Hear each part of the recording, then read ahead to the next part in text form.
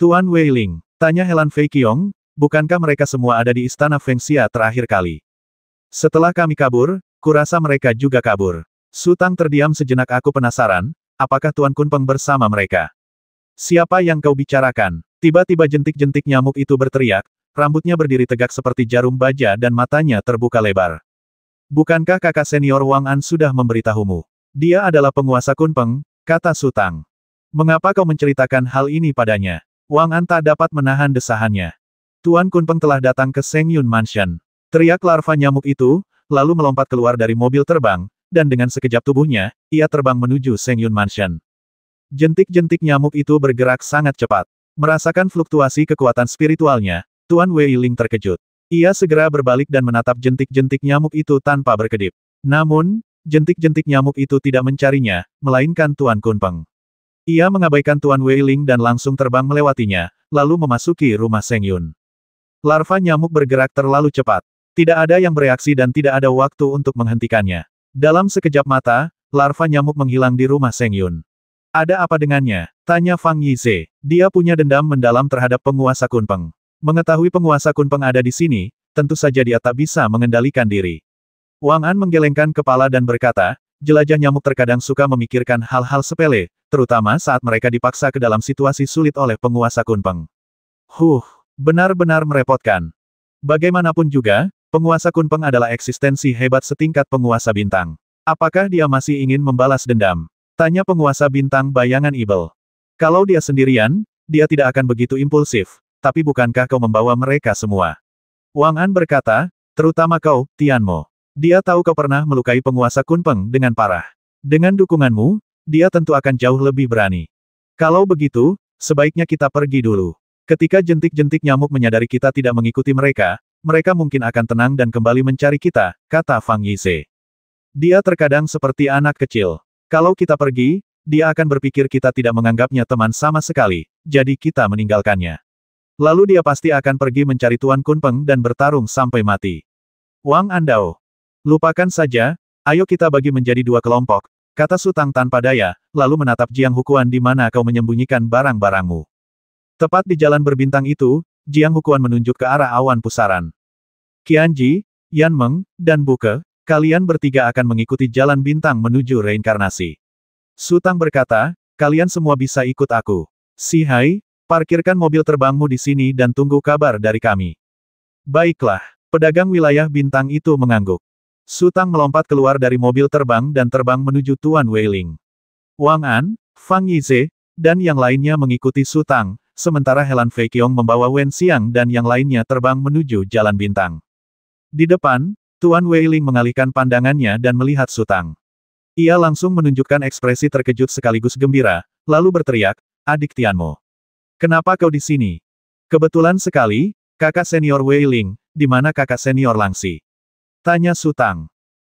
Wajah Tuan Weiling tiba-tiba menunjukkan keraguan, lalu ia berkata, dia pergi keluar untuk suatu keperluan. Sesuai perjanjian, seharusnya dia kembali 2 hari yang lalu, tetapi belum ada kabar. Saya khawatir ada sesuatu yang salah. Tuan Kunpeng bersamamu? Su Tang bertanya lagi. Ya, Tuan Weiling mengangguk dan menyapukan pandangannya ke semua orang satu persatu.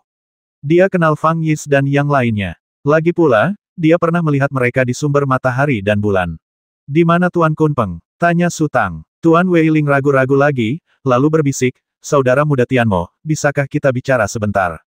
Baiklah, Su Tang menjawab, lalu mengikuti Tuan Weiling ke samping. Wang An membisikkan sesuatu, dan hanya Fang Yis yang tertinggal, sementara yang lain bergegas menuju Seng Yun Mansion. Apa yang kalian lakukan di rumah Seng Yun? Tuan Weiling melihat mereka sudah berjalan jauh dan sulit bagi orang lain untuk mendengar percakapan mereka, jadi dia perlahan berhenti. Seorang teman saya menyembunyikan beberapa barang di tempat ini dan sekarang ingin mengambilnya kembali, kata Su Tang. Di rumah Seng Yun, tanya Tuan Weiling. Aku tidak yakin, itu di dalam atau di luar jalan bintang, kata Su Tang. Tuan Weiling tampak berpikir. Jika hanya Su Tang, ia pasti masih mau mempercayainya. Lagi pula, Su Tang mewarisi warisan pangeran tertua Ciwen dan merupakan anggota keluarganya. Tentu saja, setiap orang berbeda. Ketika Tuan Xuanmu mengetahui bahwa Su Tang telah memperoleh energi naga, ia menganggap Su Tang sebagai musuh dan ingin menyingkirkannya sesegera mungkin. Kecemburuanlah yang berperan. Tuan Weiling dan Tuan Langye sama-sama sangat damai. Dapat juga dikatakan bahwa semua sisi dan sudut Pangeran Weiling dan Pangeran Langye telah dihaluskan oleh putra mahkota Ciwen. Mereka tidak memiliki ambisi dan hanya ingin berlatih dengan tenang. Mereka tidak mau mudah bermusuhan kecuali mereka tidak punya pilihan lain. Kakak senior Weiling, bagaimana kau bisa lolos dari Feng Xia Manor? Tanya Su Tang. Sulit dijelaskan dalam beberapa kata. Tuan Weiling mendesah ketika para orang menyebalkan dari Liga Tiandao itu datang ke rumah kami masih bisa tetap tenang. Dengan Tuan Kunpeng di sini, kami hanya ingin pergi, dan seharusnya tidak ada masalah. Tapi siapa yang tahu, Tuan Weiling tidak bisa melanjutkan pada titik ini, dan ketakutan muncul di matanya. Ada apa? Tanya Su Tang cepat-cepat. Kami terlambat selangkah. Saat kami hendak pergi, Istana Feng Xia sudah dikepung sepenuhnya, dan Liga Tiandao bahkan telah mengirim lebih dari selusin makhluk setingkat penguasa bintang. Itu bukan yang terburuk. Penguasa Kunpeng juga murka dan bergegas keluar dengan sekuat tenaga. Tapi tepat ketika kami tiba di pos pemeriksaan, penguasa Weiling berhenti sejenak tanpa sadar kami benar-benar bertemu Dewa Sejati. Dan Dewa Sejati kuno. Tuan Weiling, Anda tidak bercanda, kan? Su Tang tercengang. Bagaimana mungkin kau bercanda? Jika kau bukan Dewa Sejati kuno, kau tidak mungkin memiliki aura yang begitu agung dan pekat. Kata Lord Weiling, hanya dengan satu gerakan, Lord Kunpeng terluka parah dan hampir mati. Untungnya, setelah terluka olehmu terakhir kali, beliau secara khusus menemukan harta ajaib yang dapat mematahkan 3 anak panahmu yang membara. Beliau mempertaruhkan kehancuran harta ajaib itu untuk menyelamatkan hidupnya, dan kemudian beliau memimpin kami kembali untuk melarikan diri. Itu bisa mematahkan 3 panah pembakarku secara khusus. Su Tang ragu sejenak apa jenis harta karun ajaib itu. Tentu saja dia harus mengungkap akar permasalahan ini. Sejak dia memasuki dunia, setiap kali dia menggunakan 3 panah membara, panah itu akan efektif. Adakah harta ajaib di dunia ini yang bisa menahan 3 panah membara? Boneka Dewa Palsu. Tuan Weiling menatap ekspresi Su Tang lalu berkata, kau belum pernah mendengarnya. Boneka Dewa Palsu dapat menciptakan klon, dan auranya jauh lebih kuat daripada wujud aslinya. Kekuatan tempurnya juga sama, tetapi tidak bertahan lama. Lord Weiling berkata, namun, itu sudah cukup untuk menghadapi 3 panah pembakarmu. 3 panah pembakarmu hanya akan menargetkan boneka dewa palsu dan mengabaikan wujud aslinya. Terakhir kali, Tuan Langye tidak memberitahuku, kata Su Tang perlahan. Apakah menurutmu Tuan Kunpeng itu bodoh? Tanya Tuan Weiling, dia tahu kita dekat denganmu. Saat bersamanya, kita sudah berusaha sekuat tenaga untuk meredakan kebenciannya dan berdamai. Namun, kebenciannya padamu sudah mengakar, dan kita tidak bisa membujuknya. Boneka dewa palsu itu adalah kartu trufnya untuk menghadapimu. Dia tidak akan pernah menceritakan masalah ini kepada kita. Oh, Su Tang mengangguk. Penjelasan ini masuk akal. Tuan Langxi melihatmu di Istana Feng Xia, tapi dia tidak berani memberitahu Tuan Kunpeng karena takut menimbulkan masalah. Kakak senior Yebe juga ingin melindungimu. Kalau dia mengabaikan keselamatanmu dan meminta Tuan Kunpeng untuk memimpin, bagaimana mungkin dia bisa disakiti oleh Tuan Kongming? Kata Tuan Weiling. Tuan Weiling dan Tuan Langye sepenuhnya mempercayai Su Tang. Ketika Su Tang mengatakan bahwa Yebe tewas di tangan Tuan Kongming, mereka langsung mempercayainya tanpa ragu. Mendengar Tuan Weiling menyebut Yebe, Su Tang terdiam sejenak. Sebenarnya, Yebe tidak mencari Tuan Kunpeng, melainkan hanya ingin memonopoli keuntungan. Hal itu tidak ada hubungannya dengan dirinya, Su Tang. Kemana kakak senior Langye pergi? Su Tang mengganti topik pembicaraan. Ini membawa kita ke pagoda penekan roh, kata Tuan Weiling. Kita tidak punya tujuan lain selain ke pagoda penekan roh. Untungnya, kita sering berpatroli di pagoda bersama kakak senior Yebe, jadi kita sangat mengenalnya. Dewa sejati kuno dari aliansi Dao Surgawi juga tidak ingin menghancurkan benih roh tingkat domain ini. Dengan bersembunyi di pagoda penekan roh, kita dapat menghindari krisis demi krisis. Lalu bagaimana? Tanya Su Tang. Entah berapa lama, tiba-tiba seorang kultivator yang tertindas muncul di menara penekan jiwa. Tianmo, kau takkan pernah menduga siapa dia? Kata Lord Weiling perlahan. Saudara Weiling, kau benar-benar membuatku gila. Karena kau tahu aku tidak bisa menebak, katakan saja dengan lantang. Kata Su Tang. Ini paman kelima. Tuan Weiling merendahkan suaranya serendah-rendahnya. Paman kelima, Su Tang tertegun. Apakah pangeran kelima Taoti ada di dalam pagoda penekan roh? Detak jantungnya semakin cepat. Haruskah dia berbalik dan pergi ke kediaman Feng Xia lagi? Tuan kelima telah dipenjara. Kita tidak punya cara untuk menyelamatkannya. Sekalipun kita menyelamatkannya, itu akan sia-sia. Ada dewa sejati kuno di luar sana, dan kita semua akan mati saat itu. Lord Weiling berkata, jadi, kita hanya melakukan beberapa penyesuaian pada Tuan kelima dan menunggu kesempatan.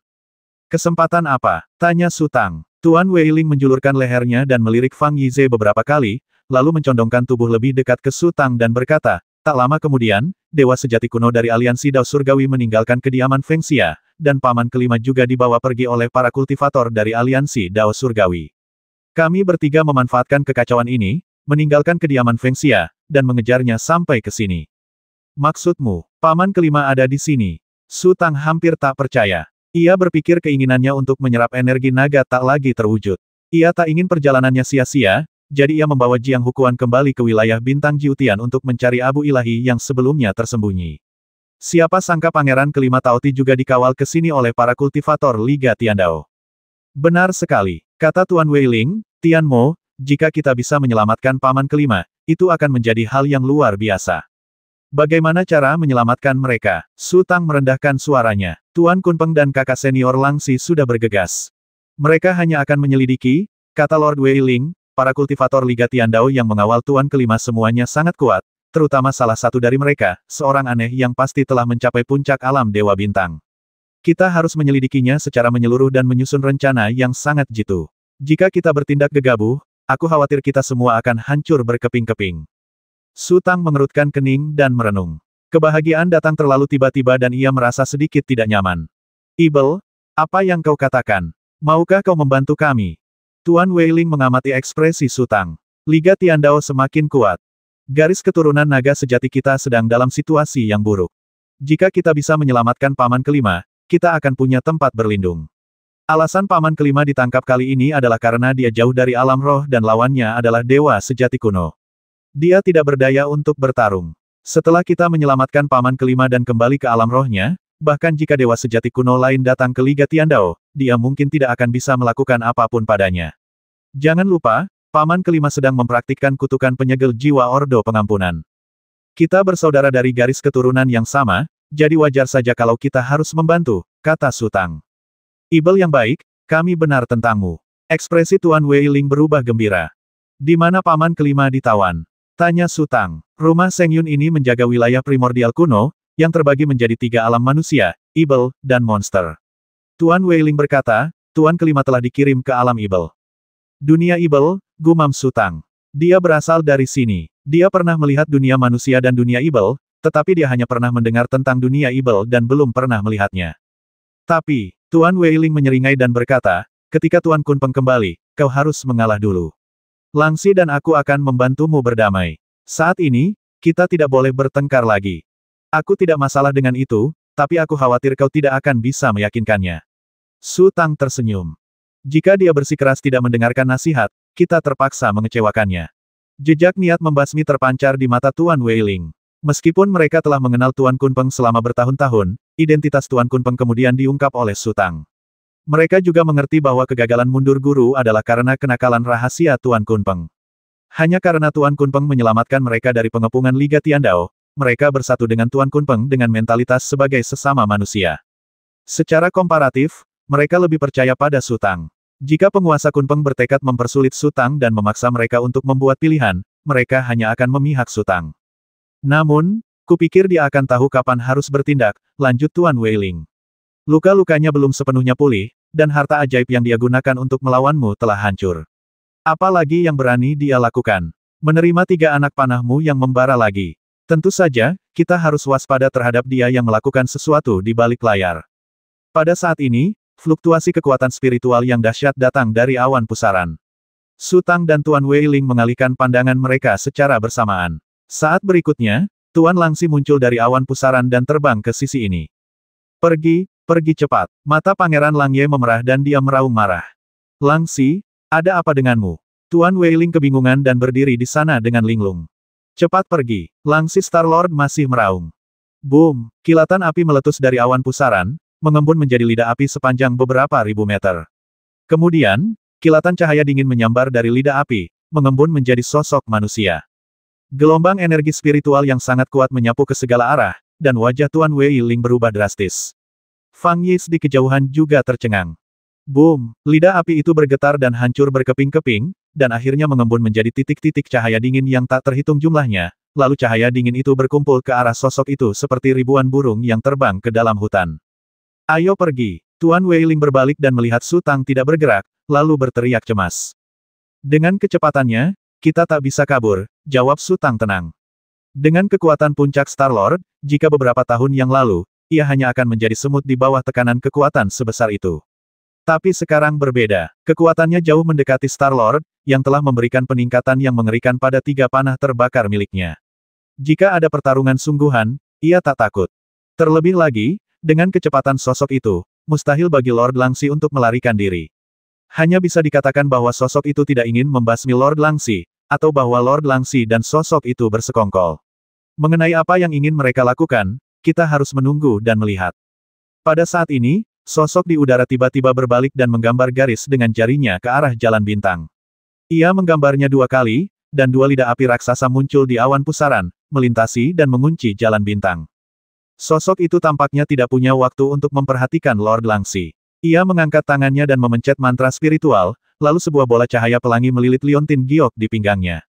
Kau, Lord Langye menatap Lord Su Tang dan Lord Weiling dengan mata merah.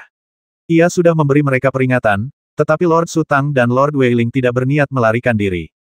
Mereka seperti 2 orang yang sedang asyik menonton kesenangan, kaki mereka seperti sudah berakar dan mereka tidak bergerak sama sekali.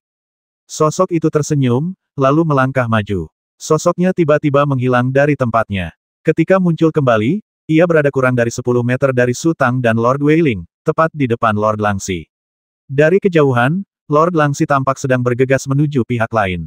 Wajah Lord Langye telah berubah bentuk. Ia berusaha sekuat tenaga untuk mengalirkan pembuluh darah spiritualnya, namun nyaris tak berbalik dan menghindar ke sisi lain. Mereka seharusnya tidak berada dalam kelompok yang sama, atau Tuan Langxi terlalu mirip dengan yang lain. Su Tang menatap sosok itu dengan tenang. Dengan 2 trikmu, kau pikir kau bisa menyelamatkan Tao Ti? Sosok itu mencibir. Pangeran Langye baru saja berhenti, dadanya naik turun dengan hebat dan dahinya berkeringat. Jelas bahwa pelariannya tidak mudah. Mereka jauh lebih pintar darimu. Mereka tahu mereka tak bisa kabur. Sosok itu berbalik dan menatap Su Tang dan Tuan Weiling dengan penuh minat. Wah, apakah mereka juga kaki tanganmu? Katakan padaku, Tuan. Ibel Junior, kata Su Tang ringan. Junior Weiling, kata Lord Weiling. Ia sepenuhnya terpengaruh oleh Su Tang dan menenangkan dirinya. Kau berani maju meski menghadapi kesulitan. Niatmu baik, tapi, kau agak bodoh. Sosok itu berkata, jika kau tidak bertemu denganku, kau akan mati tanpa tahu bagaimana kau mati. Bolehkah aku menanyakan gelar kerajaanmu, senior? Tanya Su Tang. Kau tak perlu tahu. Sosok itu melambaikan tangannya Weiling, apakah kau murid Ciwen? Benar, kata Tuan Weiling buru-buru, senior, apakah Anda mengenali guru kami? Bagaimana kau bisa tahu asal-usulmu kalau kau tidak mengenalku? Tanya sosok itu dengan tenang, sumber matahari dan bulan telah lama hilang, dan dia tak kunjung muncul. Dia pasti mengalami kecelakaan, kan? Kami dengar dari aliansi Tiandao bahwa dia sudah meninggal. Benarkah itu? Guru dibasmi dan menderita luka serius. Beliau sekarang sedang memulihkan diri di alam spiritual, kata Tuan Weiling buru-buru. Oh, sosok itu ragu-ragu, lalu tertawa. Sekarang situasi di berbagai bidang bintang terlalu kacau, dan segala macam berita bermunculan tanpa henti. Mustahil membedakan yang benar dari yang salah. Dunia kultivasi telah menjadi panggung besar. Sampah macam apapun itu, ketika mereka menemukan kesempatan, mereka akan menyerbu ke atas panggung untuk melompat dan meraung beberapa kali, hehe, hahaha. Pada akhirnya, nada bicara sosok itu penuh dengan ejekan. Pada saat ini, penguasa Langxi menyadari bahwa situasinya agak aneh. Tokoh-tokoh besar Liga Tiandao di sisi yang berlawanan tampaknya tidak berniat menyakiti mereka, dan malah berinisiatif membicarakan beberapa topik yang sama sekali tidak relevan. Setelah beberapa saat, Tuan Besar Langxi ragu-ragu, lalu mengumpulkan keberanian untuk berkata, saya ingin tahu bagaimana keadaan Tuan Kunpeng sekarang. Tidak perlu menunggunya, dia mungkin tidak akan bisa kembali. Sosok itu menggelengkan kepalanya. Kali ini, Kaisar Barat memerintahkan kita untuk membawa Tao Ti ke wilayah bintang Jiutian. Dia sudah membuat pengaturan rahasia. Aku hanya penyamaran. Jurus pamungkas yang sebenarnya ada di kota pengorbanan di alam Ibel. Meskipun penguasa Kunpeng adalah peninggalan zaman kuno, dia menerobos masuk ke kota pengorbanan tanpa tahu alasannya. Haha, dia hanya mencari kematiannya sendiri. Kota Jitian, Tuan Weiling dan Su Tang saling berpandangan. Mereka belum pernah mendengar tentang tempat ini. Ada 5 hantu Haotian di kota Jitian. Secepat apapun dia terbang, dia tak bisa kabur. Sosok itu berkata, lagi pula, dia orang luar. Dengan dia di sekitarku, aku tak bisa mempercayainya, dan aku juga tak bisa mempercayaimu. Tuan Kunpeng juga seorang kultivator dari garis keturunan naga sejatiku. Terlebih lagi, dia sangat kuat. Dengan satu orang lagi seperti dia, kita, gumam Tuan Weiling. Saudara Weiling, kau begitu cemas sampai-sampai kau bingung. Su Tang berkata perlahan, Yang Mulia, maksudku adalah, tanpa Tuan Kunpeng, Yang Mulia dengan sendirinya akan membantu kita. Apa? Tuan Weiling terkejut. Tuan Langye di samping terdiam dan tertegun. Meskipun ia menyadari bahwa pihak lain tampaknya tidak memiliki permusuhan, perubahan itu masih terlalu tiba-tiba. Anak ini mungkin yang paling pintar di antara kalian. Sosok itu berkata sambil tersenyum, tapi, katakan padaku, mengapa aku harus membantumu? Dengan kecepatanmu, mengejar kakak senior Langsi hanya butuh sepersekian detik. Kakak senior Langsi bisa lolos dari jalan bintang sepenuhnya berkat dukungan rahasiamu. Su Tang berkata, kalau bukan karenamu, para kultivator lain dari aliansi Dao Surgawi pasti sudah menyusul sejak lama. Aku hanya ingin tahu siapa yang tersisa darimu, kata sosok itu. Dengan kekuatanmu, ditambah pengaturan yang dibuat oleh Kaisar Barat dari aliansi Dao Surgawi, tempat ini pasti telah menjadi seperti ember besi. Kecuali beberapa paman bertindak, tak seorang pun bisa menyelamatkan paman kelima Taoti. Apakah penting bagimu apakah ada sisa-sisa atau berapa banyak sisa yang ada? Tanya Su Tang.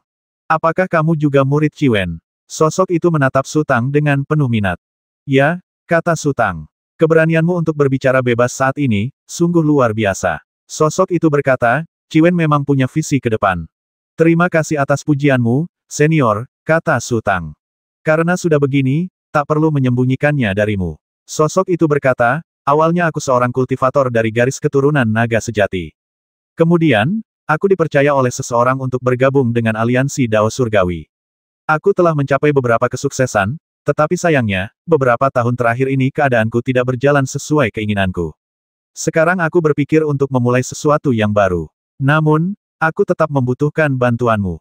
Dengan kekuatan senior, apa yang bisa kita lakukan untuk membantu? Tuan Weiling menjadi gugup. Dalam perjalanan kultivasi, mulai dari ranah Star Lord, terdapat perbedaan yang sangat besar di setiap tingkat kemajuan, dan menembusnya menjadi sangat sulit.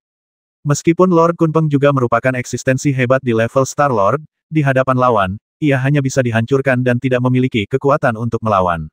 Jika ia melarikan diri dengan cepat, ia masih bisa bertahan, tetapi jika ia sedikit lebih lambat, ia akan hancur berkeping-keping. Tuan Weiling tak habis pikir, mengapa dengan kekuatan yang begitu dahsyat, ia masih membutuhkan bantuan mereka.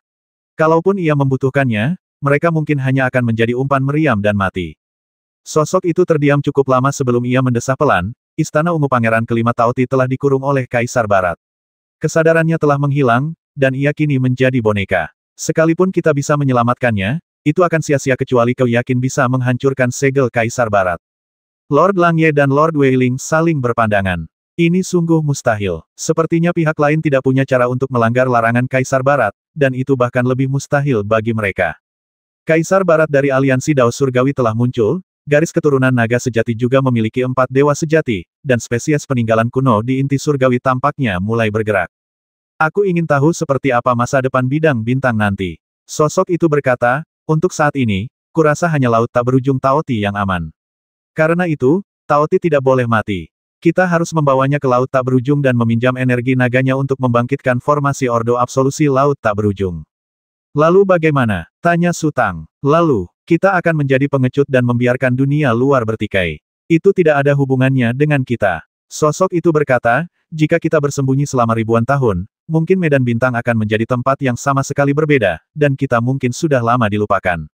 Senior, maksudmu kita hanya bersembunyi dan tidak melakukan apapun? Kata Lord Weiling. Apa lagi yang ingin kau lakukan? Sosok itu mencibir, bahkan dengan tingkat kultivasiku, aku masih merasa masa depan tidak pasti dan aku ketakutan. Apa yang bisa kau lakukan? Senior, Anda salah paham, kata Lord Weiling, maksudku, apa gunanya kita setelah mencapai laut tak berujung? Kau takut aku akan membakar jembatanku? Sosok itu tertawa. Jangan khawatir, akar spiritualku sedang ditekan oleh laut tak berujung. Aku butuh bantuanmu untuk berpatroli di formasi, menangani berbagai tugas, dan sebagainya. Yang sebenarnya kuinginkan adalah mundur dan berkultivasi dengan tenang, menerobos penghalang dewa sejati. Bagaimana mungkin aku punya waktu untuk mengurus hal-hal sepele seperti ini? Laut tak berujung paman kelima dan murid-muridnya sedang menjaga gerbang. Apakah mereka membutuhkan kita? Tanya Tuan Weiling. Seandainya murid-murid Taoti masih di sini, aku pasti sudah menemukan cara untuk membawa Taoti pergi sejak lama, kata sosok itu. Justru karena aku tidak bisa memasuki laut tak berujung, aku memilih untuk menunggu. Aku tahu bahwa pengampunan dan kutukan penyegel jiwa Taoti adalah harta langka dari garis keturunan naga sejati yang melindungi gunung ini. Yazi, Suani, dan yang lainnya pasti akan menemukan cara untuk menyelamatkan Taoti. Sutang, Tuan Weiling, dan yang lainnya saling bertukar pandang. Ketulusan pihak lain seharusnya tidak palsu. Dengan kata lain, tidak perlu berbohong kepada mereka, mulailah saja membasmi. Senior, bisakah kita membahas ini? Bisik Lord Weiling. Sosok itu mengangkat bahu dan mengangguk, terserah kamu. Sutang dan ketiga orang lainnya minggir, dan Tuan Weiling berbicara terlebih dahulu, Tian Mo, menurutmu apakah ini akan berhasil? Sumber matahari dan bulan kita telah lama hilang. Kapankah perjalanan harian ini akan berakhir? Bagaimanapun, kita semua membutuhkan tempat yang aman untuk mengembangkan kultivasi kita. Sutang berkata, ini adalah berkah yang telah datang kepada kita, kakak senior Weiling, kakak senior Lang Xie. Bukankah ini juga alasan kalian memutuskan untuk menyelamatkan paman kelima? Kalau tidak, mengapa kalian mempertaruhkan kesempatan sebesar ini? Kalau paman kelima, kita ikuti saja dia, tapi orang ini, aku tak berani percaya padanya, setidaknya tidak sepenuhnya, kata Lord Weiling. Tidak apa-apa, kata Sutang, dia hanya bilang akar spiritualnya ditekan oleh laut tak berujung. Sesampainya di sana, dia masih membutuhkan bantuan kita. Yang lebih penting, tanpa bantuannya, mungkinkah kita menyelamatkan paman kelima? Memang benar, tapi aku selalu merasa, gumam Tuan Weiling. Ia selalu berhati-hati dan tak akan pernah mudah mempercayai siapapun. Tentu saja, Sutang adalah pengecualian, karena kemampuannya memindahkan gunung dan sungai dengan satu tarikan napas adalah bukti yang tak terbantahkan. Apa yang dikatakan Ibel itu masuk akal, bisik Raja Agung Langxi. Weiling, apa kau lupa wajah Raja Bintang Serigala Hitam saat kita berlindung di Gunung Tianle? Kita hanyalah guk-guk yang kehilangan rumah. Kamu juga pergi ke Gunung Tianle. Kenapa kamu tidak memberitahuku sebelumnya? Sutang tercengang. Untuk apa aku menceritakan hal memalukan seperti itu? Tuan Weiling tersenyum kecut. Saat itu, di antara murid-murid paman ketiga, hanya Xuan Lang Xingjun dan Wenji Xingjun yang hadir. Wenji Xingjun baik dan sangat sopan kepada kami, tetapi Xuan Lang Xingjun memperlakukan kami seperti pengemis. Kami sangat marah sehingga kami pergi dengan marah ke istana Fengxia. Jadi, jika ada kesempatan bagi kita untuk mendalami ilmu spiritual dan terus berlatih, aku bersedia membayar berapapun harganya, kata Lang Si Lord dengan getir. Karena kalian berdua berkata begitu. Tuan Weiling menggertakkan giginya dan berkata, baiklah, aku juga akan bertarung. Sutang dan dua orang lainnya sudah mengambil keputusan dan berbalik untuk berjalan menuju sosok itu. Sudahkah kau menemukan jawabannya? Sosok itu melihat Sutang dan yang lainnya sedang serius, dengan kegembiraan dan antisipasi terpancar di mata mereka, dan ia pun mengerti. Kami bertiga bersaudara bersedia mengikuti perintahmu, kata Tuan Weiling. Jangan khawatir, jika aku mendapatkan keuntungan apapun di masa depan, aku pasti tidak akan melupakan kalian bertiga, kata sosok itu sambil tersenyum. Aku jadi bingung, harus memanggilmu dengan sebutan apa, senior? Tanya Sutang. Bangunkan saja aku, kata sosok itu. Senior, apa yang harus kita lakukan? Kata Tuan Weiling. Sosok itu mengerutkan kening dan berpikir lama jika kau bersedia bertarung sampai mati, masalah ini akan mudah. Aku akan menghadapi 5 hantu Haotian, dan kau akan bertanggung jawab untuk menghadapi para kultivator lainnya, lalu menyelamatkan Taoti. Jangan menunjukkan belas kasihan. Senior, aku punya beberapa teman, kata Sutang, aku akan bicara dengan mereka dulu, berpamitan, lalu pergi.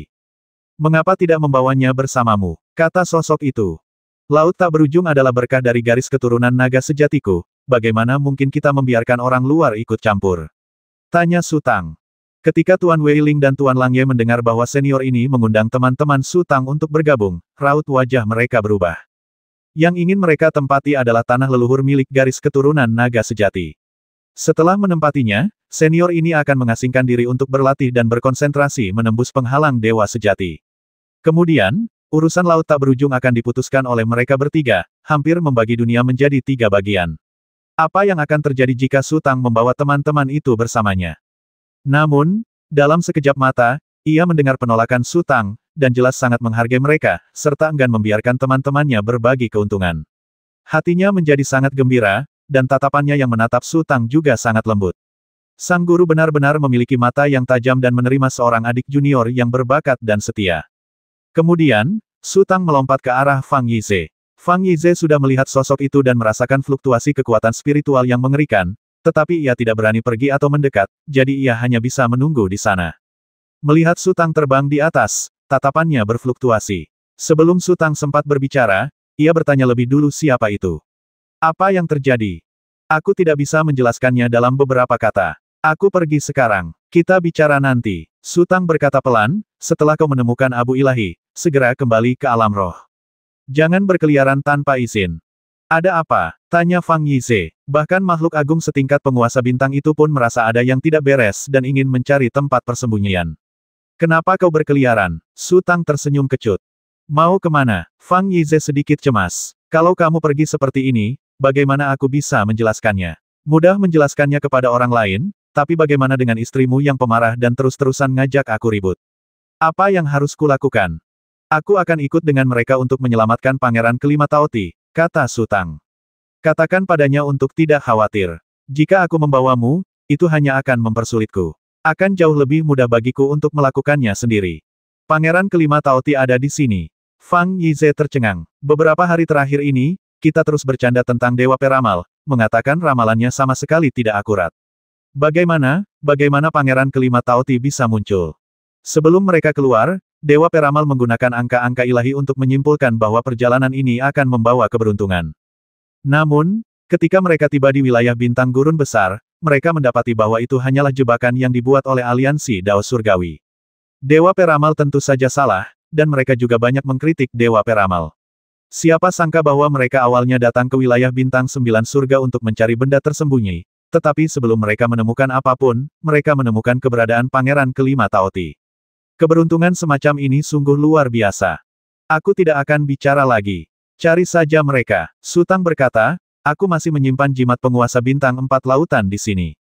Kalau ada keadaan darurat, aku akan mencarinya. Setelah berkata demikian, Su Tang berbalik dan melayang ke arah Tuan Wei Ling dan yang lainnya. Teknik spiritual yang dikultivasikan temanmu agak aneh, tiba-tiba sosok itu berkata. Terlalu penuh aura pembasmi. Jika beberapa tahun sebelumnya, ketika 5 kaisar mencapai puncak, dia pasti sudah dicap sebagai kultivator jahat oleh Kaisar Langit. Tak peduli apakah ia berlatih kultivasi jahat atau benar, selama ia mampu menyadari kebenaran sejati, ia adalah pemenangnya, ujar Su Tang dengan tenang. Kau memang murid langsung dari garis keturunan naga sejati. Sosok itu tersenyum dan berkata, baiklah, ikuti aku dan ikuti instruksiku. Kemudian, sosok itu melambaikan tangannya, dan lidah api yang menghalangi jalan bintang tiba-tiba menghilang tanpa jejak, lalu dia menyerbu ke jalan bintang terlebih dahulu. Su Tang, Tuan Besar Wei Ling, dan Tuan Besar Langye melewati pusaran awan satu demi satu. Sosok itu mengulurkan tangan dan menepukkan liontin surat di pinggangnya, dan api di liontin itu pun menghilang. Ia kemudian mengedipkan mata kepada Su Tang dan yang lainnya, lalu berkata dengan suara rendah, aku meminta kalian untuk mencari keberadaan Pangeran ke-6 Gongfu. Kenapa kalian lama sekali? Tuan Wei Ling dan Tuan Langye sama-sama tercengang. Hanya Su Tang yang bereaksi paling cepat. Ia berkata dengan hormat, Tuan, ketika kami menerima berita dan bergegas, Pangeran ke-6 Gongfip sudah pergi. Setelah mencari cukup lama, kami tidak hanya menemukan Pangeran ke-6 Gongfip, tetapi juga melihat yang lain. Siapa yang kau lihat? Sosok itu tertegun. Ciwen Pangeran tertua, kata Su Tang. Bukankah Ciwen sudah mati? Nada suara sosok itu sedikit tegang. Awalnya ia ingin mengobrol santai dengan Su Tang agar para kultivator Liga Tiandao tidak lagi waspada, tetapi ia tidak menyangka Su Tang akan mengungkapkan beberapa informasi penting satu demi satu. Dia tidak mati, kata Su Tang. Bagaimana mungkin? Sosok itu tidak tahu harus berkata apa lagi aku melihatnya dengan jelas di liontin surat itu. Pantas saja beritanya bocor, kata Su Tang, karena pilihan putra mahkota Ciwen terlalu tak terduga. Oh, pilihan apa yang dibuat pangeran tertua Ciwen? Tanya sosok itu buru-buru. Pangeran tertua Ciwen menemukan harta karun ajaib bernama 3 elemen Netherworld. Ia telah menggunakan kekuatan 3 elemen Netherworld untuk menjadi seorang kultivator kematian, kata Su Tang. Kultivator mati. Benarkah kultivator mati? Teriak sosok itu gugup. Saat ini, ia benar-benar ingin menyegel kembali liontin suratnya dan mencari tahu apakah itu benar atau hanya lelucon, karena bahkan ia sendiri pun tak bisa membedakannya. Dia adalah seorang kultivator yang telah mati, kata Su Tang. Bahkan energi naganya yang mampu menggerakkan gunung dan sungai telah berubah menjadi energi kematian. Satu tarikan napas menggerakkan gunung dan sungai. Apakah dia sedang bertarung dengan seseorang? Siapa dia? Tanya sosok itu. Itu pasti naga sejati kuno, kata Sutang. Konon, kebohongan tingkat tertinggi adalah mengatakan 99 kebenaran dengan hanya satu kebohongan krusial yang tercampur di dalamnya. Namun, semua yang dikatakan Sutang itu benar. Bukan hanya makhluk agung yang mengaku sebagai Tianxing, bahkan Tuan Weiling dan Tuan Langye pun bingung dan tidak tahu harus percaya atau tidak. Naga sejati kuno masih hidup. Seru sosok itu, mengapa dia bertarung dengan putra mahkota Ciwen? Jiwa sejati naga sejati kuno telah musnah. Satu-satunya jalan keluar adalah dengan memadatkan kembali energi naga, kata Sutang. Selain itu, kegagalan mundurnya putra mahkota Ciwen juga disebabkan oleh manipulasi tersembunyi naga sejati kuno. Sosok itu terdiam, butuh waktu untuk mencerna informasi yang diungkapkan Sutang. Lord Weiling dan Lord Langxi juga menatap Sutang dengan cemas. Mereka benar-benar ingin tahu apa yang terjadi pada guru mereka. Apakah dia benar-benar telah menjadi kultivator yang mati? Namun saat ini, mereka tidak bisa bertanya. Sutang menatap Lord Weiling dan Lord Langye, tersenyum, lalu menggelengkan kepala. Lord Weiling dan Lord Langye menghela napas lega. Mereka menyadari bahwa apa yang baru saja mereka katakan hanyalah kebohongan. Sosok itu juga melihat tindakan Sutang, dan tatapannya menjadi sedikit aneh. Ia berharap Sutang akan bekerja sama dengannya dan mengatakan sesuatu dengan santai, tetapi ia tidak menyangka Sutang bisa berbohong senyata itu. Karena masalah pangeran tertua Ciwen yang berubah menjadi kultivator mati terlalu aneh, sulit untuk mengarangnya begitu saja. Baiklah, ayo kita kembali dan bicarakan, kata sosok itu. Ia agak takut pada Sutang. Melangkah maju menyusuri jalan bintang, pemandangan di depanku tiba-tiba terdistorsi. Kemudian, sebuah hutan yang menggantung di udara muncul di hadapanku. Pepohonan di hutan itu tak berdaun, dan sistem akarnya lebih berkembang daripada tajuknya. Akar-akarnya yang rapat seperti jaring laba-laba terhubung ke ruang yang asing, dan gumpalan udara dingin terus-menerus mengembara. Beberapa orang melewati hutan satu demi satu. Di bawah mereka terbentang lahan basah yang luas. Ini adalah pertama kalinya Sutang memasuki dunia Ibel. Ia mengerutkan kening dan mengamati pemandangan di sekitarnya dengan saksama. Ia telah melihat pemandangan dunia manusia dan dunia Ibel, dan perbedaannya tidak terlalu besar, tetapi dunia Ibel dipenuhi dengan atmosfer yang aneh. Entah itu vegetasi yang tumbuh, hewan yang berjalan, dan serangga terbang, semuanya sangat berbeda dari dunia manusia dan dunia Ibel. Segala sesuatu di sini tampaknya telah diubah oleh suatu kekuatan yang dahsyat. Lewat sini, sosok itu memanggil dan mengubah arah. Sutang dan yang lainnya juga bergegas mengikuti belokan. Setelah sekitar setengah jam, kabut abu-abu muda muncul di depan mereka. Di tengah kabut, tampak sebuah kota besar. Kota itu bagaikan gunung berapi. Asap tebal mengepul dari pusat kota, membumbung ribuan meter ke angkasa, berubah menjadi lautan awan hitam yang menyelimuti langit. Cahaya di sini sangat redup, dan bahkan dengan penglihatan Sutang, semua yang dilihatnya menjadi kabur. Sedangkan Lord Weiling dan Lord Langye, mereka jauh lebih rendah daripada Sutang, dan tanpa sadar mereka melambat. Kota Jitian ada di depan, kata sosok itu. Jangan sampai keceplosan. Panggil saja aku Tuan Tianxing saat kau sampai di sana. Ingat, kalau aku tertawa, itu tandanya untuk menyerang. Dengan kekuatan senior, satu orang saja sudah cukup. Apa gunanya kita? Kata Lord Weiling sambil tersenyum kecut. Setidaknya kau harus melindungi Taoti dan jangan biarkan mereka mengaktifkan mekanismenya, kata sosok itu. Saat mereka semakin dekat ke kota pengorbanan, sebuah bangunan aneh muncul di hadapan mereka. Bangunan itu tegak lurus, tingginya hampir ratusan meter. Dari kejauhan, bangunan itu tampak seperti pilar raksasa yang menopang langit dan bumi. Terdapat area datar di atas pilar raksasa itu, dan tampak beberapa sosok manusia bergoyang di atasnya.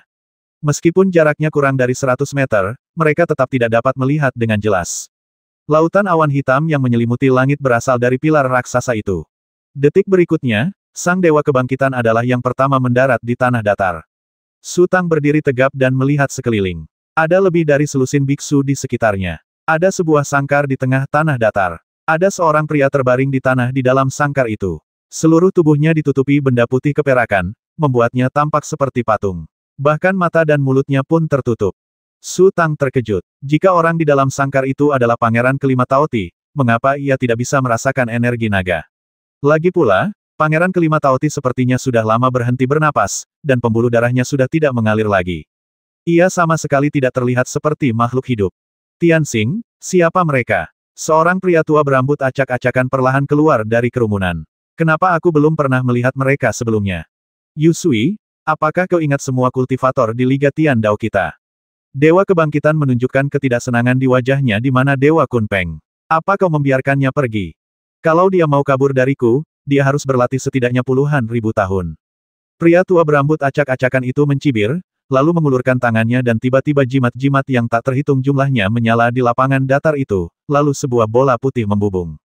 Seorang lelaki tua berambut acak-acakan berjalan mendekat. Gumpalan itu tampak terbuat dari serat laba-laba yang tak terhitung jumlahnya.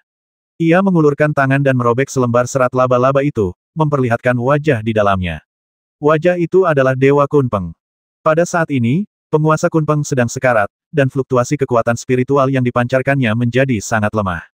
Ia melihat cahaya siang dan berjuang mati-matian lagi, tetapi sia-sia. Ia nyaris tak membuka matanya dan melihat penguasa Langsi, lalu melihat Sutang. Ia tidak tahu dari mana kekuatan itu berasal, tetapi matanya tiba-tiba melebar. Menangkap penguasa Kunpeng adalah pencapaian yang luar biasa. Penguasa kebangkitan berkata perlahan, penguasa Si Huang akan sangat puas. Kau beruntung. Tergantung dengan siapa aku membandingkan diriku. Dibandingkan denganmu, aku memang lebih baik. Pria tua berambut acak-acakan itu tersenyum. Yusui, apa maksudmu? Sang Dewa Kebangkitan berhenti sejenak. Baiklah, Tianxing, keadaan sudah berbeda sekarang. Apa kau masih ingin memamerkan kekuatanmu? Pria tua yang berantakan itu sama sekali tidak peduli. Kau bersikeras memimpin biksu aliansi kita untuk menyerang Gunung Tianle, tetapi dibantai oleh Pangeran Ketiga Bian. Dari 3.000 biksu, kau membawa kurang dari 300. Tuan Si Huang murah hati dan tidak mempersulitmu karena kontribusimu di masa lalu, tetapi kau juga harus memiliki kesadaran diri. Apa kau masih berpikir kau salah satu dari 8 tetua kursi? Sang Dewa Kebangkitan terdiam cukup lama, lalu berkata lirih, Yusui, kau sungguh orang jahat. Entah aku penjahat atau bukan, itu tidak penting. Aku tidak memimpin para biksu aliansi untuk mati. Pria tua yang berantakan itu menjawab dengan dingin, Tuan Si Huang telah memerintahkan secara pribadi agar semua urusan perjalanan ini diputuskan olehku. Kau tidak perlu mendikte semuanya. Sutang tetap diam, tetapi setelah menyaksikan perdebatan sengit ini, ia mengerti segalanya. Penguasa Tianxing memang mata-mata yang dikirim oleh Pangeran Ketiga Bian, tetapi ada 2 mata-mata tingkat tinggi yang menyusup ke Liga Tiandao. Pangeran Ketiga Bian memilih salah satu dari mereka sebagai tumbal, dengan imbalan mata-mata lainnya akan naik pangkat dengan cepat menjadi pemimpin 8 tetua. Jika Kaisar Barat tidak muncul, Liga Tiandao mungkin akan menjadi mangsa Pangeran Ketiga Bian. Oleh karena itu, Dewa Kebangkitan memutuskan untuk menghindari konflik ini. Ia tahu bahwa ia tidak akan mampu lagi bertahan di Liga Tiandao, dan ia marah atas pilihan Pangeran Ketiga Bian. Dengan kata lain, dia mungkin tidak tahu bahwa dia mempunyai rekan di antara 8 tetua lainnya, kalau tidak dia akan berjaga-jaga. Menarik, Sang Dewa Kebangkitan tersenyum dan berkata, mengapa kau tidak berani berbicara kepadaku seperti ini beberapa tahun yang lalu? Kau tak melakukan hal sebodoh itu beberapa tahun lalu. Apa gunanya aku memprovokasimu tanpa alasan? Jawab lelaki tua yang berantakan itu. Kau tahu, kali ini di Gunung Tianle, Pangeran Ketiga Bian memberiku kesempatan, ujar Dewa Kebangkitan dengan santai. Sambil berbicara, ia membungkuk dan membelai wajah Dewa Kunpeng dengan ujung jarinya. Dewa Kunpeng merasa sangat panik dan berusaha menghindarinya, tetapi tubuhnya terlilit terlalu erat oleh benang laba-laba yang tak terhitung jumlahnya dan ia tak bisa lepas dari tangan Dewa Kebangkitan. Jika aku mau, aku seharusnya sudah membangun rumahku sendiri di Gunung Tianle sekarang. Bian memintanya untuk berlindung di Gunung Tianle. Pria tua yang berantakan itu tampak terkejut, lalu menatap profil Dewa Kebangkitan. Kenapa kau tidak setuju? Ini seharusnya jalan keluar yang baik untukmu. Aku mengerti. Kau tahu bahwa dengan kepergian Tuan Si Huang, keberuntungan garis keturunan naga sejati telah habis, kan? Guru Si Huang. Dewa Kebangkitan mendesah, apakah kau pikir Guru Si Huang tidak akan menghukumku karena melakukan kesalahan besar seperti itu? Lagi pula, akulah yang menumpahkan darah dewa sejati untuk membangkitkan Guru Si Huang. Apa? Lelaki tua berambut acak-acakan itu tertegun. Dia berani mengkhianatiku, jadi aku akan membuatnya membayar. Ekspresi sang penguasa kebangkitan berubah aneh. Apa dia pikir semua kultivator di dunia akan menjadi batu loncatannya? Omong kosong. Mengkhianatimu. Siapa yang mengkhianatimu? Pria tua berambut acak-acakan itu semakin bingung. Sutang merasa senang. Informasinya berasal dari berbagai sumber. Setelah merangkum dan menganalisisnya, tidak sulit untuk menyimpulkan apa yang telah terjadi. Sang Dewa Kebangkitan telah beroperasi di Liga Tiandao selama bertahun-tahun, dan ambisinya telah lama berkembang. Pada akhirnya, ia harus memilih antara kembali ke Gunung Tianle dan melayani di bawah Pangeran Ketiga Bian, atau mengambil alih Liga Tiandao dan menjadi hegemon. Kedua pilihan ini sepenuhnya mengungkapkan sifat manusia. Mereka yang berambisi kuat akan memilih yang pertama tanpa ragu, sementara mereka yang konservatif kemungkinan besar akan memilih yang kedua. Penguasa Tianxing tidak ingin kalah dari pangeran ketiga Bian. Ia ingin tetap berada di Liga Tiandao, mengendalikan sekte kultivasi besar yang mampu bersaing dengan garis keturunan naga sejati, dan membangun hegemoninya sendiri. Sayangnya, pangeran ketiga Bian melihat perubahan dalam mentalitas Dewa Kebangkitan, jadi dia memutuskan untuk membuat Dewa Kebangkitan gagal. Kalau tidak salah, ketika Dewa Kebangkitan memimpin para kultivator Liga Tiandao yang tak terhitung jumlahnya untuk bergegas menuju Gunung Tianle, beliau pasti telah menghubungi pangeran ketiga Bian sebelumnya. Pangeran ketiga Bian memberinya jaminan tersirat. Ia merasa telah menyembunyikan ambisinya dengan baik. Dari perkembangan situasi, juga terlihat bahwa pangeran ketiga Bian tidak ingin menghancurkan Liga Tiandao sepenuhnya, melainkan ingin menjadi dalang di balik layar. Akibatnya, Tuan Tianxing mendapat serangan langsung dari garis keturunan naga sejati di sepanjang jalan, dan menderita banyak korban. Pangeran ketiga Bian memberi Tuan Tianxing kesempatan, berharap Tuan Tianxing dapat tetap tinggal di Gunung Tianle dan terus melayaninya. Namun, Tuan Tianxing, dengan impiannya yang hancur dan dipenuhi kesedihan serta kemarahan, dengan tegas menolak pangeran ketiga Bian dan memilih untuk kembali ke Liga Tiandao. Demi membalas dendam, Dewa Kebangkitan membangunkan Kaisar Barat yang sedang tertidur dengan segala cara. Tindakannya benar-benar menggagalkan semua rencana pangeran ketiga Bian, dan kemudian pertempuran ini pun terjadi. Ketika makhluk-makhluk kuat ini mulai bersekongkol satu sama lain, masing-masing lebih tangguh daripada yang lain. Mata Su Tang berkedip. Keuntungan terbesarnya adalah tidak seorang pun dapat melihat wajah aslinya, jadi ia dapat belajar dan tumbuh perlahan. Tentu saja, yang mengkhianatiku adalah pangeran ketiga Bian. Sang Dewa Kebangkitan memandang ke kejauhan. Dia hampir sampai sekarang, haha. Pada saat ini, energi naga yang bergejolak datang dari kejauhan. Pria tua berambut acak-acakan itu terkejut dan buru-buru berbalik. Sang Dewa Kebangkitan tiba-tiba mengayunkan tinjunya, mengenai punggung pria tua berambut acak-acakan itu. Bum-bum, ribuan cahaya keemasan tiba-tiba menyembur dari belakang lelaki tua yang berantakan itu. Meskipun kesadaran ilahi pelindung yang dilepaskannya sangat kuat, kesadaran itu tetap tidak dapat sepenuhnya mematahkan kekuatan tinju Dewa Kebangkitan. Darah menyembur keluar dari mulutnya dan tubuhnya tanpa sadar terbanting ke depan. Sang Dewa Kebangkitan melompat, menyilangkan tangannya, dan dua pedang roh muncul di tangannya. Pedang-pedang roh itu mengeluarkan suara siulan tajam dan terus mengejar serta menebas punggung lelaki tua itu. Pada saat ini, Tuan Kunpeng, yang tadinya tak bisa bergerak, tiba-tiba terlepas dari jaring laba-laba. Ia tampak ragu sejenak, melirik Su Tang, lalu bergegas menuju lelaki tua berambut acak-acakan itu bagai kilat. Penguasa Kunpeng sangat cepat, meskipun ia telah terluka berulang kali selama periode ini dan kekuatan spiritualnya menjadi sangat lemah, bagaimanapun juga, ia adalah makhluk agung setingkat penguasa langit berbintang. Ia masih memiliki kekuatan yang cukup untuk membantu penguasa kebangkitan dalam pertempuran. Su Tang, Tuan Weiling, dan Tuan Langye juga menyerang secara bersamaan. Para kultivator Liga Tiandao melihat kedua pemimpin itu tiba-tiba saling membasmi, dan melihat Tuan Kunpeng melarikan diri secara misterius, mereka pun merasa ngeri dan bingung. Saat berikutnya, Su Tang memimpin dan menerkam mereka seperti harimau atau serigala. Hanya satu kultivator dari Liga Tiandao yang bereaksi tepat waktu. Ia menghunus pedang, berbalik, dan bergegas menuju sangkar, lalu mengangkat pedang dan menebas sangkar itu. Itu formasi emas pecah, hati-hati. Tuan Weiling dan Tuan Langsi bergegas menuju biksu itu dengan putus asa.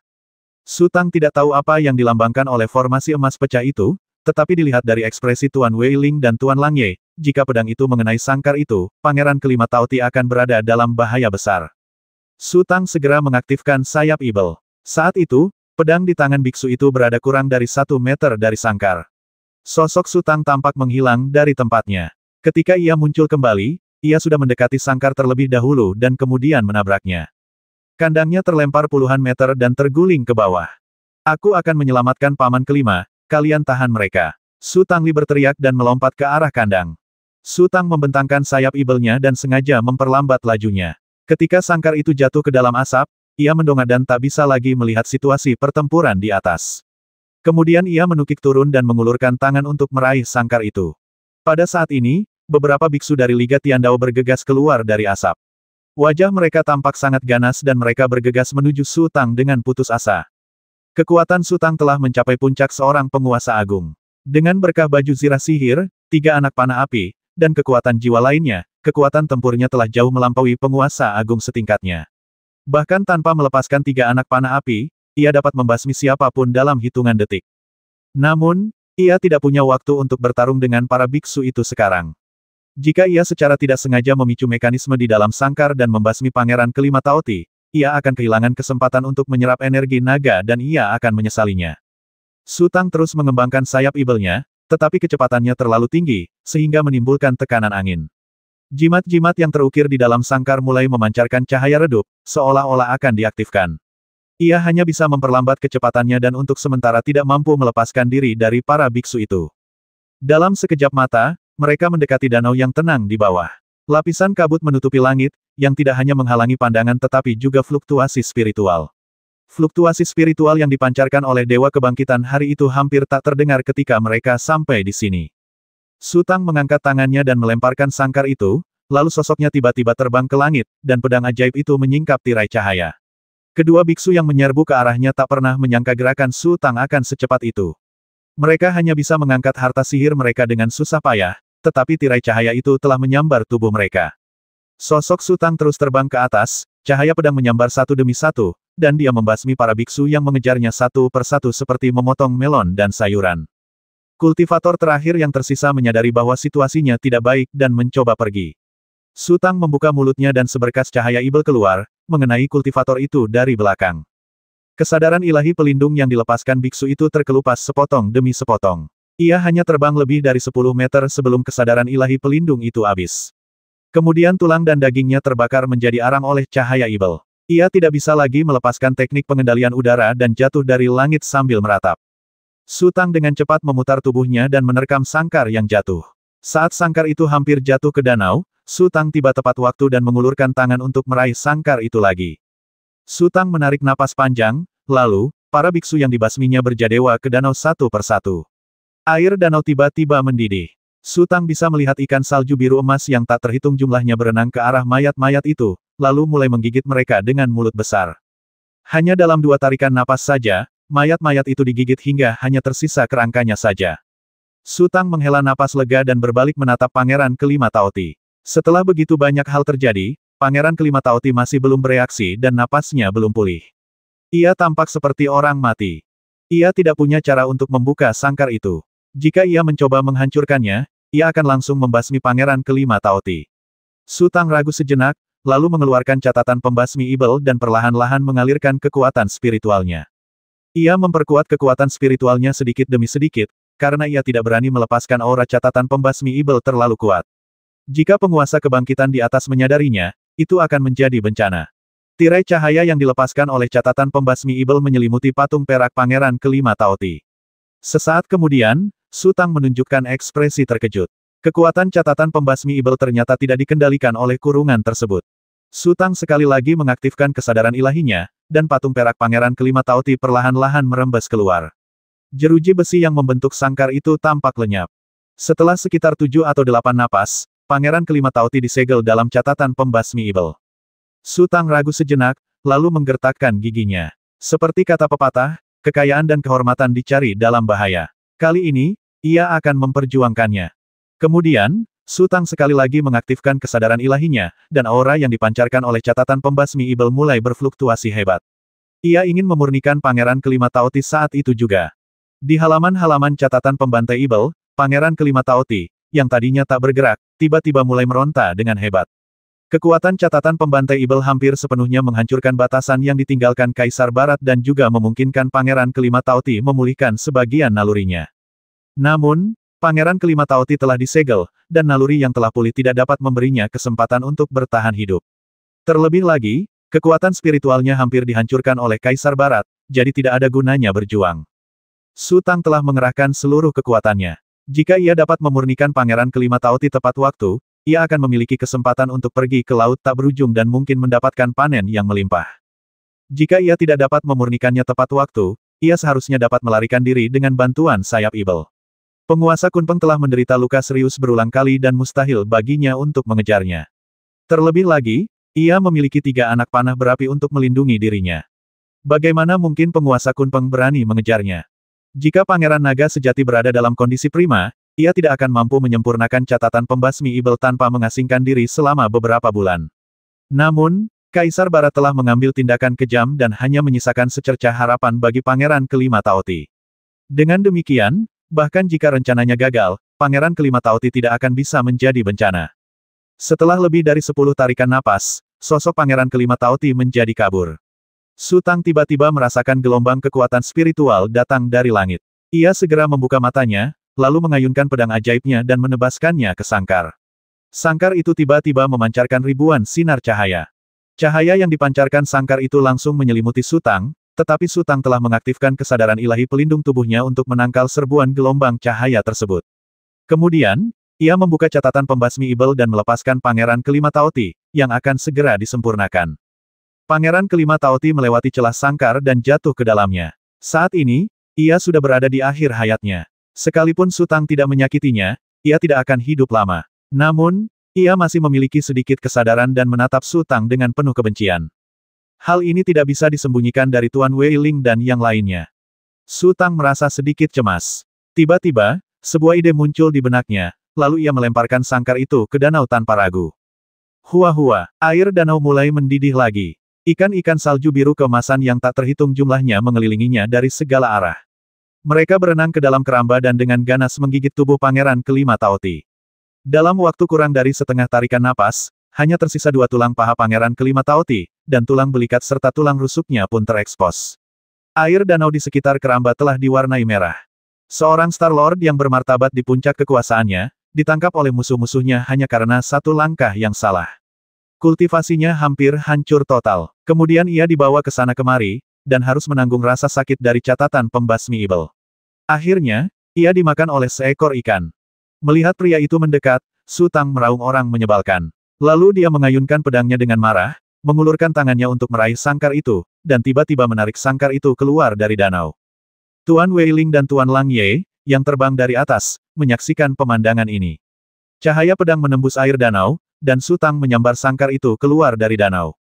Hanya tumpukan tulang dan daging yang patah yang tersisa dari Pangeran Kelima Taoti, dengan puluhan ikan salju biru emas masih enggan melepaskan dan menggigit erat-erat mayat Pangeran Kelima Taoti.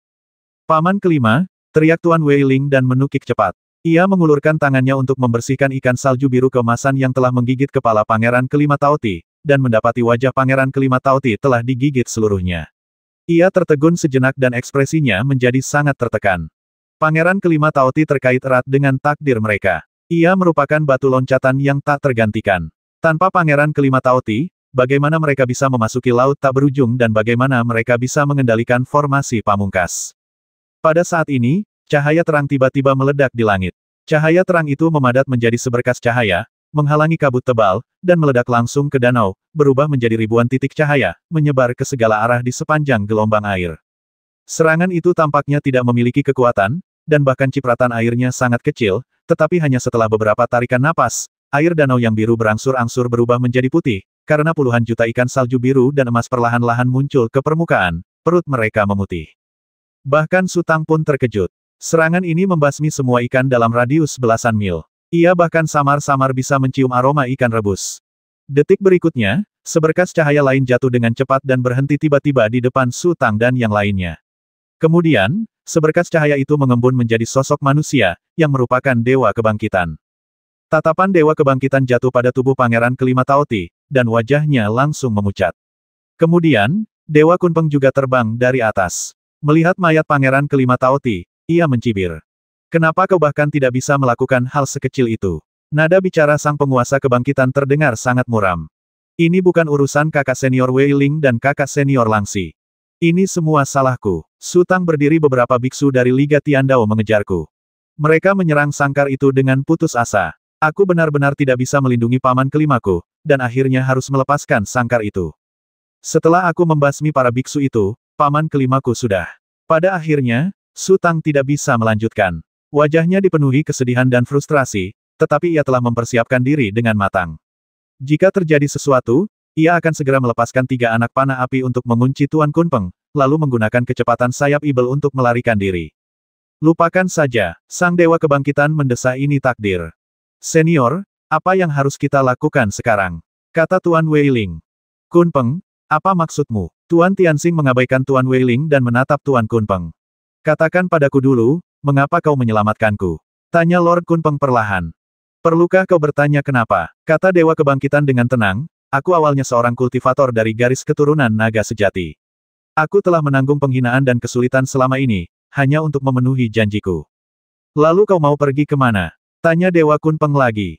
Sekarang sudah terlambat untuk melakukan apapun. Kita hanya bisa pergi ke laut tak berujung dan melihat-lihat. Sang Dewa Kebangkitan berkata, aku masih memiliki beberapa helai energi naga. Mungkin aku bisa menemukan kesempatan lain. Tatapan Tuan Kunpeng menyapu Tuan Weiling dan Tuan Langxi. Mereka mengangguk pelan. Kemudian, tatapan Tuan Kunpeng jatuh pada Su Tang. Ia ragu sejenak dan berkata, baiklah, aku akan pergi bersamamu. Ini pilihan yang bijaksana. Sang penguasa kebangkitan tersenyum paksa, lalu menambahkan, karena kita akan pergi, ayo cepat. Kaisar Barat mungkin telah menerima pesan dari Nether Marrow. Begitu pertempuran di wilayah bintang terpencil agung berakhir, beliau akan segera tiba di sini. Kemudian, Dewa Kebangkitan melompat ke atas, dan Tuan Weiling serta Tuan Langye juga bergerak. Hanya Su Tang yang tetap tak bergerak, menatap kosong ke tempat itu. Ibel, mengapa kau tidak pergi? Teriak Tuan Weiling ketika menyadari Su Tang tidak bergerak. Aku penasaran, apa arti beberapa kata terakhir yang diucapkan paman kelima, gumam Su Tang. Udara di depan berputar, lalu sang penguasa kebangkitan tiba-tiba muncul dari udara. Apa yang Tao Ti katakan padamu? Bagaimana mungkin dia bisa sadar kembali? Entahlah apa yang terjadi. Malahan, kupikir aku sudah mati. Setelah kekalahan paman kelimaku, dia akan membebaskan Tian Dupo. Dengan kemajuanku, mustahil aku bisa menahan serangan Tian Dupo, kata Su Tang.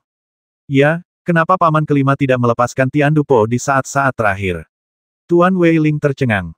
Diam, sang Dewa Kebangkitan mengangkat kepalanya dan berteriak, lalu menatap Su Tang katakan padaku semua yang dilakukan Tao Ti. Apa yang dia katakan? Apa yang dia lakukan? Aku berusaha sekuat tenaga untuk menangkis serangan para biksu itu, tetapi paman kelima tiba-tiba mengulurkan tangannya, menekan pergelangan tanganku, dan mengucapkan dua kata, yang sepertinya. Inti surgawi, kenang Su Tang dengan getir. Kau baru saja bilang dengan kemajuanmu, kau takkan bisa bertahan dari serangan Tian Dupo. Tuan Kunpeng berkata dengan dingin, kenapa? Apa kau sudah melihat Tian Dupo? Ekspresi Dewa Kebangkitan tiba-tiba berubah, lalu dia menatap Su Tang dengan saksama jawab pertanyaannya. Tentu saja aku melihatnya, jawab Su Tang acuh tak acuh.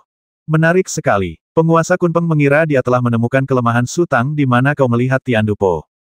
Aku pernah menyaksikan ini ketika guruku meninggal. Untungnya, aku bangun tepat waktu dan lari keluar dari alam spiritual, kalau tidak, jelas Su Tang.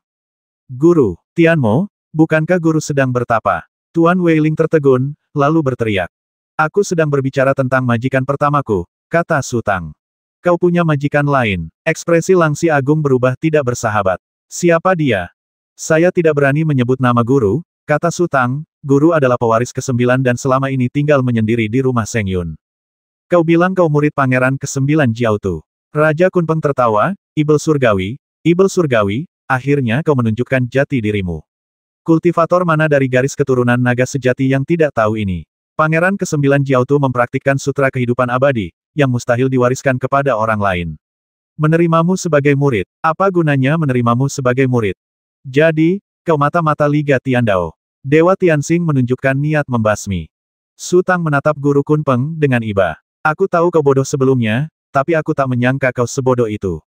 Aku berasal dari rumah Seng Yun. Bukan hanya Paman Master yang tahu ini, tapi Paman Master ketiga juga tahu. Justru karena Paman Master tahu latar belakangku, beliau membuat pengecualian dan menerimaku sebagai muridnya, Guru Kunpeng. Apa kau pikir kau bisa berpura-pura seperti itu? Ketika Su Tang menyebut pangeran ketiga Bian, bukan hanya penguasa Kunpeng yang tercengang, tetapi penguasa kebangkitan juga tampak sangat terkejut. Setelah beberapa lama, ia tiba-tiba tersenyum dan menatap Su Tang dengan tatapan jenaka. Kau bilang pangeran ketiga Bian mengenalimu. Tentu saja aku mengenalinya, kata Su Tang tegas. Kalau begitu tunggu sebentar, jangan takut setengah mati, kata Dewa Kebangkitan perlahan, lalu meraih cincin itu dan mengeluarkan cermin perunggu, lalu mengetuknya pelan beberapa kali dengan jari telunjuknya. Cermin perunggu itu bersinar terang, dan sesaat kemudian, sosok pangeran ketiga Bian muncul di cermin. Ia mendesah pelan, lalu berkata, Tianxing, kenapa kau melakukan ini? Kenapa kau melakukan ini? Bian, jangan bicarakan hal lain dulu. Aku punya kenalan di sini, kata Dewa Kebangkitan, lalu mengarahkan cermin perunggu itu kepada Su Tang. Dewa Kebangkitan awalnya mengira Su Tang akan begitu ketakutan hingga seluruh tubuhnya gemetar dan bahkan mungkin langsung kabur. Ia sudah bersiap. Di sisi lain, Dewa Kunpeng juga diam-diam pergi ke belakang Su Tang dan menghalangi jalannya. Sayangnya, tebakan mereka semua salah. Su Tang tampak luar biasa tenang. Ia menghadap cermin perunggu dan membungkuk dalam-dalam salam, Paman Guru ketiga. Kau, Ibel, Pangeran ketiga Bian di cermin perunggu tampak terkejut, lalu berkata, kemana saja kau, nak? Kau sudah pergi bertahun-tahun, tanpa kabar sama sekali. Apa paman ketigamu masih ada di hatimu? Paman Guru ketiga, maafkan saya. Saya benar-benar tidak bisa menahan diri, kata Su Tang sambil tersenyum kecut. Awalnya saya hanya ingin berjalan-jalan ke Gua Hasrat, tetapi saya kebetulan bertemu Paman Guru. Paman Guru melihat latar belakang saya, mengajukan beberapa pertanyaan, dan menerima saya sebagai murid. Beliau tidak hanya memberi saya Ki Naga, tetapi juga mewariskan Ki yang menggerakkan gunung dan sungai kepada saya. Saya telah mengasingkan diri selama bertahun-tahun untuk berlatih keterampilan spiritual, dan saya tidak bisa pergi. Pangeran ketiga Bian di cermin perunggu orang menyebalkan menunjukkan kekesalan. Paman ketiga, kata Su Tang dengan takut-takut, bukannya aku tidak ingin kembali menemuimu, tetapi guru telah memerintahkan agar aku tidak pergi sebelum mencapai keadaan penyatuan yang dapat memindahkan gunung dan sungai. Aku tidak marah padamu. Pangeran ketiga Bian mendesah di cermin perunggu, bakatmu luar biasa, jauh lebih unggul daripada murid-muridku yang lebih rendah. Sebenarnya, aku sudah lama ingin menerimamu ke dalam sekteku, tetapi kupikir kau satu-satunya murid Lao Jiu, dan aku tidak ingin warisannya terputus, jadi aku ragu-ragu. Aku tidak menyangka Ciwen akan mengalahkanmu. Bagaimana mungkin Tianmo pantas mendapatkan penghargaan dari paman ketiga, kata Su Tang dengan heran sekaligus gembira. Pada saat ini, pangeran ketiga Bian di cermin perunggu tampak teringat sesuatu. Ia mengerutkan kening dan tiba-tiba mengganti topik pembicaraan Tianmo, kau harus berhati-hati. Aduh, ini bisa dianggap malapetaka bagimu. Kuharap kau bisa melewatinya. Tolong beritahu Tianxing untukku dan berikan jalan bagi Rendan agar kita bisa bertemu lagi di masa depan. Begitu dia selesai berbicara, sosok pangeran ketiga Bian menghilang tanpa jejak. Su Tang tampak bingung hati-hati. Apa yang paman guru ketiga katakan agar saya berhati-hati? Ekspresi Tuan Tianxing, Tuan Kunpeng, Tuan Weiling, dan Tuan Langye berubah drastis. Percakapan antara pangeran ketiga Bian dan Su Tang adalah bukti yang tak terbantahkan. Jika ada yang masih meragukan asal-usul Su Tang di masa depan, dia pasti bodoh. Penguasa Tianxing dan penguasa Kunpeng tercengang dengan latar belakang Su Tang, sementara wajah penguasa Agung Weiling dan Langye dipenuhi rasa iri. Su Tang awalnya adalah murid pangeran ke-9, dan kemudian diterima oleh pangeran pertama Ciwen. Bukan itu saja, bahkan pangeran ketiga Bian selalu ingin menjadikan Su Tang sebagai muridnya. Keberuntungan macam apa ini? Sungguh membuat iri. Meskipun kebencian di hati Tuan Kunpeng belum berkurang, dia pasti akan membasmi Su Tang selama dia punya kesempatan, tetapi dia tidak punya alasan untuk meragukan identitas Su Tang. Bian bilang padamu untuk berhati-hati padaku. Sang Dewa Kebangkitan tersenyum. Kau benar-benar tidak mengerti, atau pura-pura tidak mengerti. Senior, kamu juga musuh Liga Tiandao. Su Tang tercengang. Aku punya sesuatu untuk dikatakan. Percaya atau tidak, ingatlah. Itu akan bermanfaat bagimu di masa depan. Sang Dewa Kebangkitan berkata perlahan, di wilayah bintang yang luas ini, kau bisa mempercayai siapapun jika kau mau. Seperti kata pepatah, ketulusan bahkan dapat menggerakkan logam dan batu.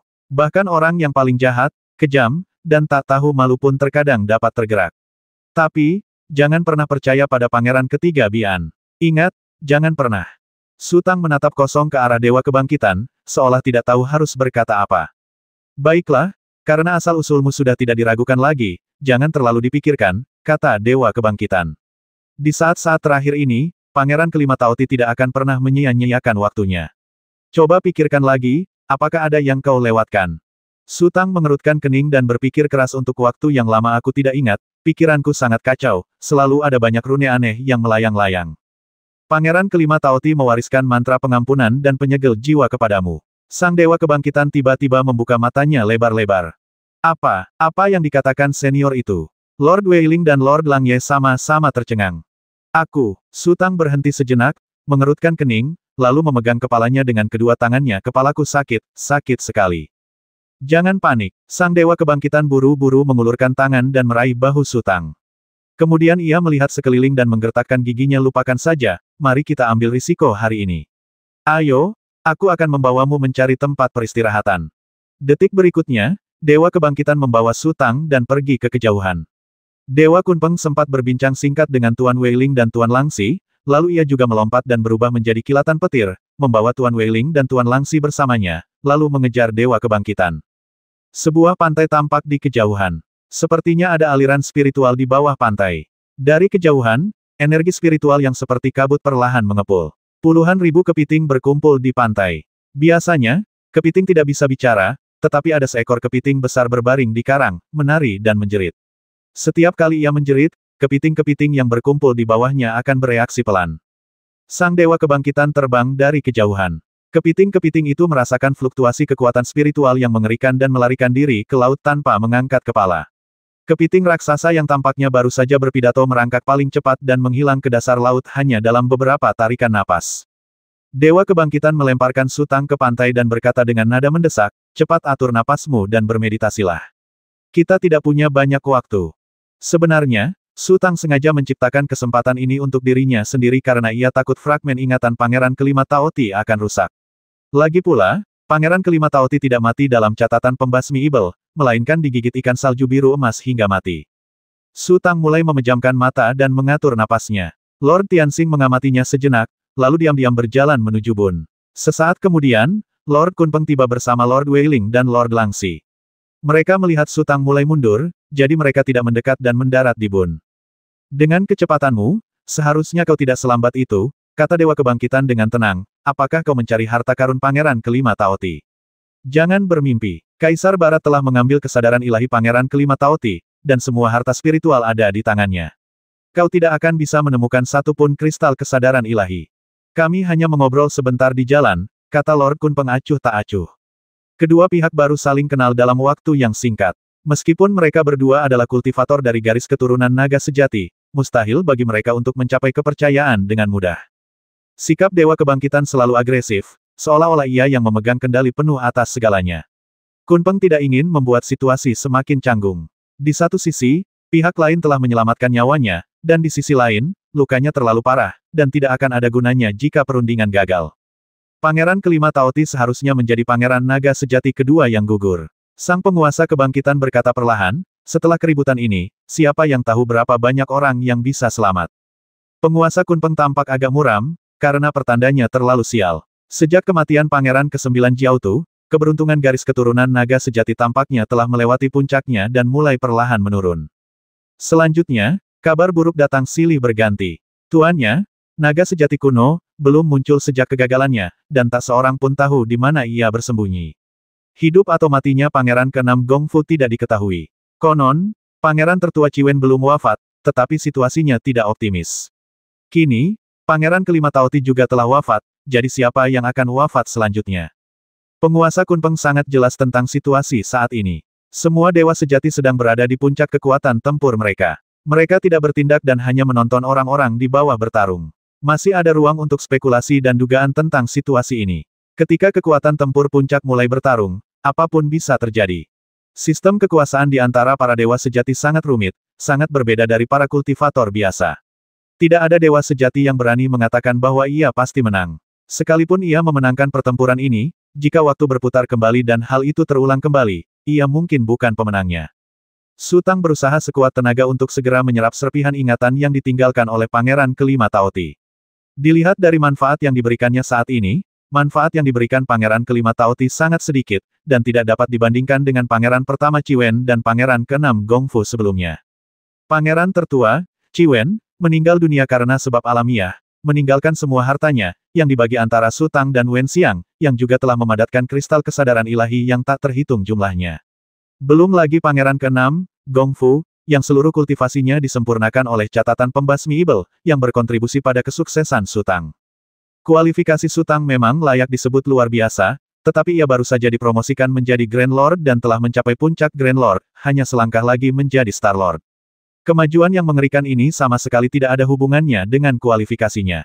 Ini karena Jiang Hukuan telah mengeluarkan hampir semua abu sucinya, dan karena setiap pagi, Sutang dapat menyerap sejumlah besar kekuatan spiritual dan pikiran suci dari catatan pembasmi Ibel. Hal ini terjadi hampir setiap hari selama ia beristirahat di panggung penguasa jahat. Terlebih lagi, tubuh Sutang tidak takut dengan infus yang begitu kuat. Sekalipun kekuatan yang ia serap puluhan kali lebih kuat, ia tetap dapat menyerap semuanya dengan kekuatan jiwa sejatinya. Manfaat yang ditinggalkan Pangeran Kelima Taoti sangat sedikit. Ia hampir tidak memiliki kekuatan spiritual atau kesadaran ilahi, hanya sedikit energi naga, dan banyak ingatan yang membingungkan dan kacau. Namun, ini jauh lebih baik daripada tidak mendapatkan apa-apa. Su Tang menyimpan semua fragmen memori yang telah diserapnya di otaknya dan memilah alur logisnya. Dalam beberapa tahun terakhir, setiap kali Su Tang menggunakan otaknya, dia akan terkejut, karena otaknya memiliki kekuatan lain yang luar biasa dan tampaknya tak ada habisnya. Ada banyak sekali fragmen ingatan yang ditinggalkan oleh Pangeran Kelima Taoti, tetapi otaknya mampu mengumpulkan setiap momen, mengubahnya menjadi fragmen demi fragmen. Fragmen-fragmen itu pun menyatu, dan akhirnya memungkinkannya melihat kehidupan Pangeran Kelima Taoti. Semua ini tercapai dalam selusin tarikan napas. Otaknya mampu membuat ribuan penilaian dan analisis, atau bahkan lebih, setiap detiknya. Naga raksasa yang terkondensasi dari jiwa sejati berenang bebas, dan energi naga dari Pangeran Kelima Taoti jelas menambahkan vitalitas pada jiwa sejati. Hingga kini, ia telah memperoleh energi naga dari Pangeran Tertua Ciwen, Pangeran Keenam Gongfu, dan Pangeran Kelima Taoti. Jika ini satu-satunya jalannya, maka ia sudah hampir setengah jalan. Satu-satunya ketidakpastian adalah energi naga dari Pangeran ke-9 Jiaotu. Ia dapat mempraktikkan sutra kehidupan abadi tanpa hambatan apapun, seolah-olah Raja Jahat kuno telah memadatkan energi naga ke dalam baju zirah magis, sehingga ia telah memperoleh baju zirah magis dan memenuhi syarat untuk mempraktikkan sutra kehidupan abadi, tetapi ia tidak pernah menemukan buktinya. Setelah beberapa saat, Su Tang perlahan membuka matanya. Sang Dewa Kebangkitan telah mengamati Su Tang sepanjang waktu. Melihat Su Tang terbangun dari persembunyiannya, ia langsung melayang turun di hadapannya dan bertanya dengan suara berat, "Bagaimana?" "Ternyata yang diberikan Paman Kelima kepadaku, adalah mantra penyegel jiwa perintah pengampunan," gumam Su Tang. Tentu saja, Taoti tahu ia tak punya peluang untuk bertahan hidup, dan ia tak rela warisannya musnah. Melihatmu berjuang mati-matian untuk menyelamatkannya, ia menanamkan kode rahasia mantra penyegel jiwa Ordo Pengampunan ke dalam kesadaranmu. Hanya ini yang bisa ia lakukan, kata penguasa kebangkitan. Kuncinya terletak pada apakah kau memiliki kendali atas kode rahasia itu dan dapat membawa kita ke laut tak berujung. Tidak masalah, kata Su Tang. Mengapa kau begitu yakin? Sang Dewa Kebangkitan tercengang. Aku tidak bisa menjelaskan kenapa, tapi aku yakin aku bisa masuk. Su Tang berkata, jangan khawatir, senior. Aku tidak akan pernah main-main dengan hidupku. Sang Dewa Kebangkitan terdiam sejenak, lalu mengangguk dan berkata, baiklah, kalau begitu kita akan pergi ke laut tak berujung sekarang. Di sisi lain, Tuan Kunpeng, Tuan Weiling, dan Tuan Langsi semuanya datang. Tuan Kunpeng masih menyimpan dendam terhadap Su Tang dan menatapnya dengan dingin. Tuan Weiling dan Tuan Langsi tersenyum. Mereka tidak punya alasan untuk menjauhi Su Tang. Dengan kata lain, Su Tang memiliki kekuatan untuk memindahkan gunung dan sungai, dan kini ia telah mewarisi Pangeran Kelima Taoti. Masa depannya tak terbatas. Hanya orang bodoh yang akan mempermasalahkan Su Tang. Kunpeng, kaulah yang tercepat, jadi biarkan kau yang membawa kami pergi. Dewa Tianxing menatap Dewa Kunpeng. Dewa Kunpeng tidak ragu-ragu, mengangguk dalam diam, lalu melepaskan tubuh dharmanya. Burung itu raksasa dengan lebar sayap beberapa ribu meter. Anehnya, ia tidak memiliki bulu di tubuhnya, hanya sisik-sisik halus yang tak terhitung jumlahnya. Ekornya agak mirip burung layang-layang, tetapi jika diperhatikan lebih dekat, ternyata itu sebenarnya ekor ikan. Ayo, Sang Dewa Kebangkitan adalah orang pertama yang melompat dan mendarat di atas burung raksasa itu. Ketika Su Tang dan yang lainnya juga mendarat, Dewa Kunpeng membentangkan sayapnya, dan sosoknya tiba-tiba berubah menjadi aliran cahaya, dan pemandangan di sekitarnya juga menjadi kabur pada saat yang sama. Su Tang waspada. Tak heran jika orang-orang mengatakan kecepatan penguasa Kunpeng adalah salah satu yang tercepat. Segala sesuatu di dunia berubah menjadi garis-garis putih yang berterbangan di sekelilingnya. Dengan penglihatannya, ia tak dapat melihat pemandangan di sekitarnya dengan jelas. Hanya dalam beberapa tarikan napas, tiba-tiba sebuah kilatan muncul di depan matanya, dan ia mendapati gerbang tinggi rumah Seng Yun muncul di hadapannya. Kemudian, kilatan lain muncul, dan gerbang itu berubah menjadi langit berbintang yang luas. Penguasa Kunpeng terbang dengan kecepatan penuh hanya selama beberapa jam, dan dia melihat awan pusaran besar di depannya. Su Tang mengenali laut tak berujung. Kenangan Pangeran Kelima Taoti telah sepenuhnya menjadi miliknya. Ia tak dapat menahan desahan dalam hati, betapa cepatnya. Tak heran jika penguasa Kunpeng mampu memimpin penguasa Weiling dan penguasa Langsi untuk berulang kali menerobos pengepungan Liga Tiandao. Kecuali jika Dewa Sejati bertindak, makhluk setingkat penguasa bintang biasa tak akan mampu menghentikan Kunpeng sama sekali. Pada saat ini, Dewa Kunpeng tiba-tiba melambat, lalu terdengar suara nyaring di langit berbintang Ibel, apa kau benar-benar yakin? Laut tak berujung bukan main-main. Jika terjadi sesuatu, jangan salahkan aku karena tidak bisa menjagamu. Tatapan Lord Weiling dan Lord Langxi juga tertuju pada Su Tang. Su Tang tersenyum dan berkata, tidak masalah, ayo pergi. Penguasa Kunpeng tidak bertanya lagi dan langsung menuju ke awan pusaran. Dalam sekejap, semua orang telah memasuki awan tebal itu. Su Tang terus berlatih mantra spiritual. Meskipun mantra penyegel jiwa Ordo Pengampunan sangat rumit, ia hanya perlu melewati laut tak berujung, tanpa mengendalikan formasi Ordo Pengampunan, sehingga kesulitannya sangat rendah. Penguasa Kunpeng dan rekan-rekannya tidak memahami formasi Ordo Absolusi, sehingga mereka pasti merasa gelisah. Lagi pula, formasi Ordo Absolusi adalah keahlian unik Dewa Sejati Ungu di zaman kuno. Jika mereka terjebak oleh formasi Ordo Absolusi, bahkan Dewa Sejati pun tak berdaya. Mereka berjalan melewati lautan awan tanpa insiden apapun. Sang Dewa Kebangkitan menghela napas lega ketika melihat Su Tang terus-menerus berlatih teknik spiritual dan pikirannya pun tenang. Setelah sekitar setengah jam, Dewa Kunpeng akhirnya muncul dari lautan awan. Hutan lebat muncul di bawahnya. Dewa Tianxing mendesah pelan, laut tak berujung memang pantas dengan reputasinya. Bahkan dengan kecepatan maksimum Dewa Kunpeng, ia masih membutuhkan waktu setengah jam untuk terbang melintasi laut tak berujung. Luas laut tak berujung mungkin setara dengan setengah bidang bintang biasa. Lord Weiling dan Lord Langye saling memandang dan berjalan ke Su Tang seolah-olah tidak ada yang terjadi. Jangan khawatir, aku tidak akan mengingkari janjiku. Sang Dewa Kebangkitan telah mengintai aliansi Dao Surgawi selama 10.000 tahun, melewati badai yang tak terhitung jumlahnya. Hanya dengan sekali pandang, ia memahami pikiran Tuan Weiling dan Lang Xie. Kemampuan kita untuk memasuki laut tak berujung hanyalah langkah pertama. Untuk memastikan keselamatan semua orang, kita harus mengandalkan Ibel Surgawi yang mengendalikan formasi Ordo Absolusi dan menghalangi siapapun yang datang dari luar. Bagaimana mungkin aku bisa melakukan hal sebodoh itu? Lord Weiling dan Lord Langye tampak sedikit malu. Lord Weiling bergumam, "Senior, Anda salah paham. Saat ini, kita harus bersatu." Sang Dewa Kebangkitan berkata, "Lagi pula, aku tidak perlu bersaing dengan kalian untuk apapun. Segala sesuatu di laut tak berujung ini dapat dibagi di antara kalian. Aku hanya ingin tempat yang tenang untuk beristirahat. Jadi, daripada menatapku, kalian seharusnya menatap Kunpeng. Jika ada masalah di sini, pasti ada hubungannya dengan dia." Dewa Kunpeng tiba-tiba menarik kembali gambar dharmanya yang melayang di udara, dan berkata dengan dingin, "Tianxing, apa maksudmu dengan ini? Kau dan Ibel Langit punya dendam lama. Sekarang saatnya untuk mengklarifikasi." Sang Dewa Kebangkitan berkata perlahan, "Kalau tidak, jika kau terus curiga, sesuatu yang buruk pasti akan terjadi di masa depan." Tuan Kunpeng dan Su Tang tidak berbicara. Ekspresi Tuan Langye dan Tuan Weiling rumit. Mereka tahu cerita di baliknya. "Bagaimana kalau begini? Aku akan menjadi perantara dan menjadi penengah di antara kalian berdua." Sang Dewa Kebangkitan berkata, "Tapi kau harus menceritakan apa yang terjadi, kan? Kalau tidak, aku tidak akan bisa menjelaskannya." "Dia diperintahkan oleh naga sejati kuno untuk membasmi tuanku," kata Su Tang perlahan. "Yang mana tuanmu? Pangeran ke-9 Jiaotu atau Pangeran pertama Ciwen?" Sang Dewa Kebangkitan berkata, "Aku memang tahu sesuatu tentang urusan Jiaotu, tapi seharusnya itu tidak ada hubungannya dengan dia, kan? Kalau begitu, Ciwen." Su Tang mengangguk. "Sebenarnya, naga sejati kuno dan para pangeran itu bukan orang baik. Aku tahu kau tidak suka mendengarnya, tapi aku mengatakan yang sebenarnya." Sang penguasa kebangkitan tersenyum. "Lagi pula, itu urusan ayah dan anak. Jangan terlalu ikut campur. Kita masing-masing pernah melayani tuan kita sebelumnya, tapi sekarang saatnya untuk melupakannya." Su Tang mengerutkan kening, ia sedikit ragu. Jika ia menyerah seperti ini, bukankah ia terlihat tidak memiliki perasaan terhadap pangeran tertua Ciwen? Naga sejati kuno bukan hanya penguasa tertinggi garis keturunan naga sejati, tetapi juga ayah dari beberapa pangeran.